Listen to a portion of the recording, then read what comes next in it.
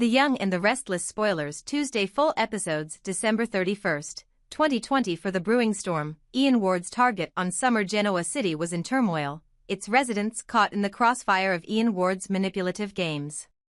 The Newman family, reeling from Tessa's supposed death and Sharon's disappearance, remained on edge. But Ian wasn't done. His next target was someone uniquely vulnerable, Summer Newman. Summer, already shaken by her mother Phyllis's imprisonment and the betrayal she felt from Chance, was emotionally raw. Ian saw this as the perfect opportunity. He and his accomplice Jordan devised a plan to exploit her growing anger and disillusionment with those she once trusted. "Let her simmer," Ian said, his voice calm but calculating. "Her resentment will fester, and when the time is right, she'll come to us willingly. We won't have to take her by force, she'll walk right into our web." Jordan smirked. "What if she doesn't?" "She will," Ian replied confidently. "Everyone has a breaking point." Summer's inner turmoil. Summer couldn't shake the bitterness building inside her. Her family, her trust, and her sense of security felt shattered. Every time she saw Chance, the man she once considered a potential partner, she was reminded of his betrayal. Sitting alone in her apartment, she replayed the recent events in her mind. Tessa's death, Sharon's disappearance, her mother's unjust imprisonment, it was all too much. She blamed Chance, the police, even Sharon in moments of frustration. But mostly, she blamed herself for being powerless to stop it. It was during one of these vulnerable moments that she received an anonymous text, "They've betrayed you, Summer. Join us, and you'll never feel powerless again." Summer stared at the message, her heart racing. She didn't know who had sent it, but a small part of her was tempted to respond.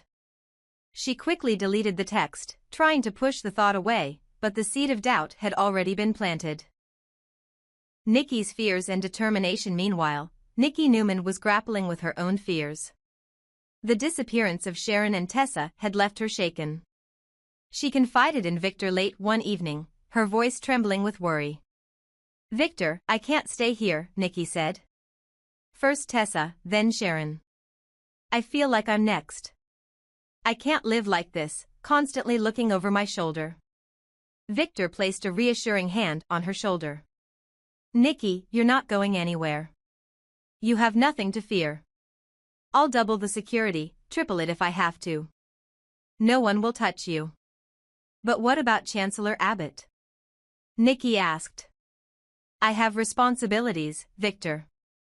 I can't just abandon everything, but staying here feels like a death sentence." Victor's jaw tightened. "We'll protect you, Nikki. I promise.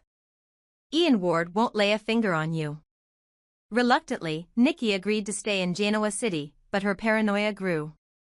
She demanded more guards, installed additional security systems at the ranch, and avoided leaving the house unless absolutely necessary. Even then, she was constantly looking over her shoulder. Ian's patience. Ian Ward, ever the strategist, watched Nikki from the shadows. He knew she was scared, and he relished it. But he also knew that fear alone wouldn't be enough to bring her down. "She's like a cornered animal," Ian mused to Jordan one night. "Dangerous, but predictable. Let her feel safe for now. When the time comes, we'll strike." Jordan raised an eyebrow. "What about Summer?" "She's ripe for the taking." "Not yet," Ian replied. "We need her hatred to grow, to consume her. Only then will she be truly ours." Victor's countermeasures. Victor, ever the protector, wasn't about to let Ian Ward terrorize his family any longer. He hired a private team of elite security specialists to safeguard Nikki and the rest of the family. He also began investigating Ian's whereabouts, using his vast network of contacts to track the man down. "I won't let him destroy us," Victor said to Nick during a family meeting. "He's made a mistake targeting the Newmans, and he'll pay for it." Nick nodded, but his worry was evident. "Be careful, Dad. Ian's unpredictable. We can't underestimate him." Victor's response was firm. "I never underestimate my enemies." Summer's temptation. As days turned into weeks, Summer found herself spiraling deeper into anger and despair. Ian's messages continued, each one carefully crafted to exploit her vulnerabilities. Your family doesn't care about you, Summer. They only care about their reputation. You've always been the outsider. We can give you the power you deserve.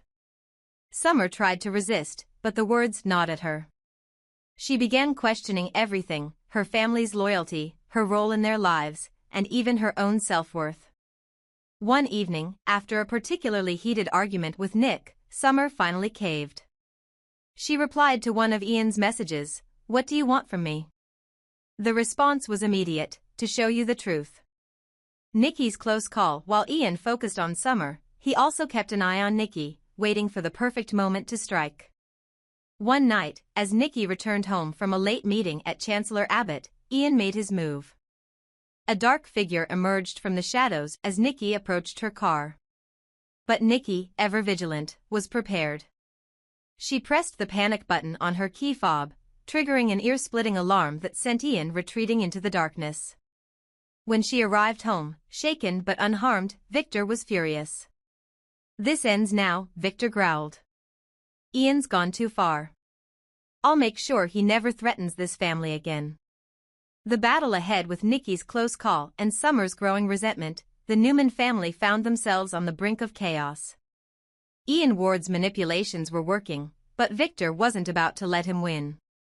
As tensions escalated, the stage was set for a dramatic showdown. One that would test the strength of the Newman family and the resilience of their bonds. Summer's fate hung in the balance, while Ian lurked in the shadows, waiting to deliver the final blow. But the Newmans were fighters, and if Ian thought he could destroy them, he was about to learn just how wrong he was. This storyline weaves together suspense, emotional conflict, and the looming threat of Ian Ward, keeping the drama intense and character-driven. Phyllis's anguish, fighting back against the world. Phyllis Summers paced the confines of her jail cell, her hands trembling with a mix of anger and despair. The accusations leveled against her were as cruel as they were unfounded. She wasn't a kidnapper, she'd never harm Sharon Newman, no matter how complicated their history. Yet, the world seemed determined to paint her as a vengeful villain. Her once strong spirit was cracking under the weight of betrayal and hatred. Genoa City had always been a hotbed of gossip and judgment, but this time, it felt personal. Everyone seemed ready to believe the worst about her. The public's wrath outside the police station, whispers and side glances followed Phyllis's name wherever it was spoken. "Phyllis Summers? Of course, she's capable of kidnapping Sharon," one woman said at Crimson Lights. "She's been jealous of Sharon for years," another chimed in. "This is her way of getting revenge." The Newman family wasn't helping. Nick Newman, in particular, was furious. His rage boiled over during a heated visit to the police station. Nick's threat. Phyllis sat across from Nick in the visitation room, her body tense as his glare bore into her. His usually composed demeanor had been replaced by raw anger. "Where is Sharon?" Nick demanded, his voice low but menacing. "If you've hurt her, Phyllis, so help me." Phyllis's eyes flashed with indignation. "I didn't do anything, Nick. How many times do I have to say it? I'm being set up." Nick leaned forward, his fists clenched. "You've always been manipulative, but this? If you don't tell me where Sharon is, I swear." "Swear what?" Phyllis shot back, her voice rising. "You'll hit me? Hurt me? Go ahead, Nick. Because whatever you think I've done, it's nothing compared to the hell I'm living in right now."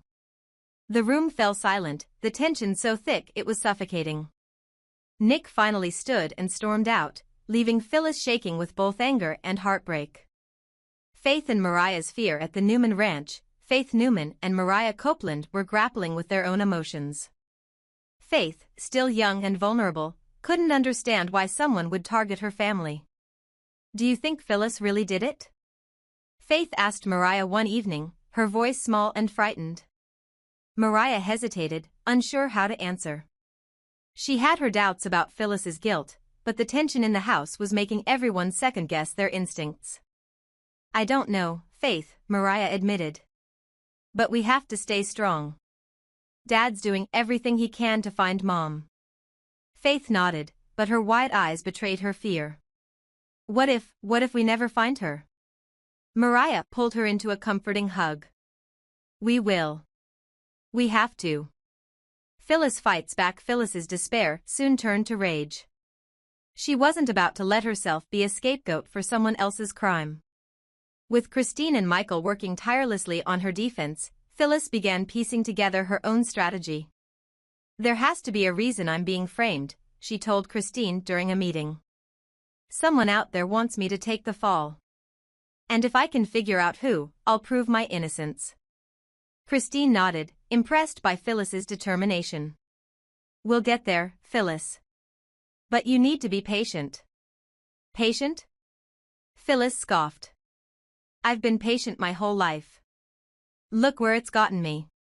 A breakthrough. While Christine and Michael continued to investigate, they uncovered a small but crucial lead. A witness who had seen a suspicious figure near Sharon's last known location. The description didn't match Phyllis, but it was enough to cast doubt on the case against her. Finally, Michael said, slapping the file onto the table. This could be what we need to clear Phyllis's name. Christine nodded. It's a start. But we need more. The real culprit? Unbeknownst to everyone, Ian, Ward and Jordan were watching the chaos unfold with satisfaction. Their plan to frame Phyllis was working perfectly. By turning the Newmans against her, they were sowing discord and ensuring their true involvement remained hidden. But Ian, always the opportunist, wasn't content to simply sit back and watch. He began plotting his next move, one that would push the Newman family to its breaking point. The Newman family fractures. As the days wore on, the tension between the Newmans grew. Nick's anger toward Phyllis alienated him from Summer, who remained convinced of her mother's innocence. How can you even think she'd do this? Summer demanded during a heated argument with Nick. She's your ex-wife, my mother. You know her better than anyone. Nick's face softened briefly before hardening again. I don't know anything anymore, Summer. All I know is Sharon's missing, and someone has to pay for it. You're wrong, Summer said, her voice shaking. And when the truth comes out, you'll regret ever doubting her. Phyllis and Daniel's bond through it all. Phyllis found solace in her son Daniel. He visited her often, bringing updates on the case and reminding her that she wasn't alone. Mom, we're going to get through this, Daniel said during one visit. Christine and Michael are making progress. You just have to hold on a little longer. Phyllis reached through the bars to hold his hand. Thank you, Daniel. I don't know what I'd do without you and Summer. You'll never have to find out, he replied firmly. We're a team. And we don't give up. The road ahead. The battle to clear Phyllis's name was far from over, but the tide was beginning to turn. With new evidence emerging and her family rallying around her, Phyllis began to feel a glimmer of hope. Still, the questions remained: who was behind Sharon's disappearance? And how far were they willing to go to destroy the Newman family? As the storm clouds gathered over Genoa City, one thing was certain: the truth would come out, but not without a fight.